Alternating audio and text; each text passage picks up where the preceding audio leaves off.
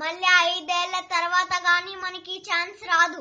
వారు వీరు అని కాదు, మీరు డబ్బులకు ఓట్లు అమ్ముకోవడం ఎప్పుడు మొదలు పెట్టారో అప్పుడే ప్రజలకి ఎమ్మెల్యేలకి మధ్య ప్రజా సంబంధాలు పోయి వ్యాపార సంబంధాలు మొదలయ్యాయి.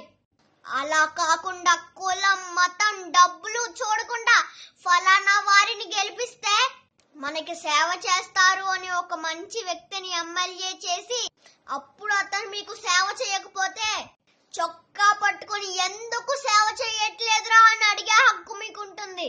అలా కాకుండా మీరు నోట్లకి, సారా ప్యాకెట్లకి, చీరలకి అమ్ముడు పోయినంత కాలం ఈ లంచగొండితనము తీరదు, మంచి నాయకుడు రాడు. మార్పు మన నుండే రావాలి. ఎలక్షన్స్ వచ్చేసాయి, ఈసారైనా సరైన వారిని గెలిపించండి. మళ్ళీ 5 ఏళ్ల తర్వాత గానీ మనకి ఛాన్స్ రాదు. వారు వీరు అని కాదు, మీరు డబ్బులకు ఓట్లు అమ్ముకోవడం ఎప్పుడు మొదలు పెట్టారో అప్పుడే ప్రజలకి ఎమ్మెల్యేలకి మధ్య ప్రజా సంబంధాలు పోయి వ్యాపార సంబంధాలు మొదలయ్యాయి.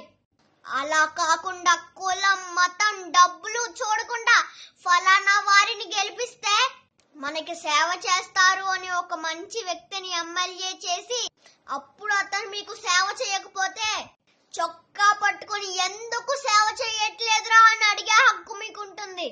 అలా కాకుండా మీరు నోట్లకి, సారా ప్యాకెట్లకి, చీరలకి అమ్ముడు పోయినంత కాలం ఈ లంచగొండితనము తీరదు, మంచి నాయకుడు రాడు.